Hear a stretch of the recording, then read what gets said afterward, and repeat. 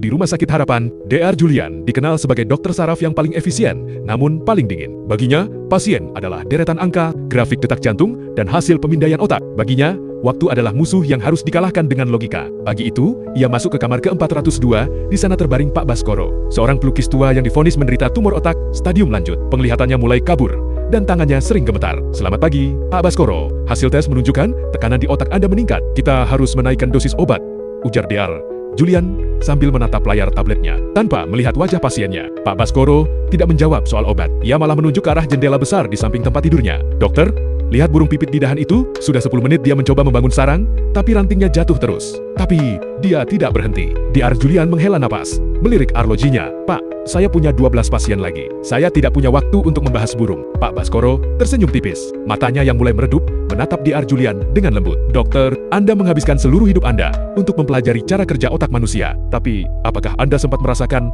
bagaimana rasanya menjadi manusia? Langkah Dr. Julian terhenti di ambang pintu. Iya.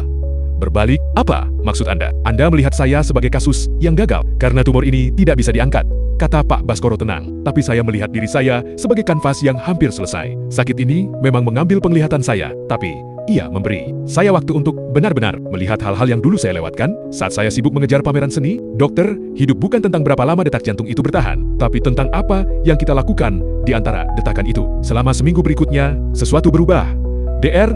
Julian mulai menyisihkan waktu 3 menit setiap pagi bukan untuk memeriksa grafik, tapi untuk mendengar Pak Baskoro bercerita tentang warna langit. Pak Baskoro mengajarkan sang dokter bahwa kesembuhan tidak selalu berarti bebas dari penyakit. Terkadang kesembuhan berarti berdamai dengan keadaan. Suatu pagi, kamar 402 kosong. Pak Baskoro telah pergi dengan tenang di tengah malam. Di atas meja samping tempat tidur, terdapat sebuah sketsa kasar yang digambar dengan tangan gemetar. Itu adalah gambar seorang pria berjubah putih yang sedang menatap keluar jendela, melihat seekor burung pipit. Di bawahnya tertulis pesan singkat, terima kasih dokter, karena sudah mau berhenti sejenak. Jangan lupa bernapas di sela-sela kesibukanmu, menyelamatkan nyawa. Hari itu, untuk pertama kalinya dalam 10 tahun kariernya, Dr. Julian duduk di kursi taman rumah sakit. Ia tidak melihat jam tangannya, ia hanya duduk, melihat burung pipit, dan menyadari bahwa sebelum ia menjadi seorang dokter yang hebat, ia adalah seorang manusia yang juga butuh merasa hidup.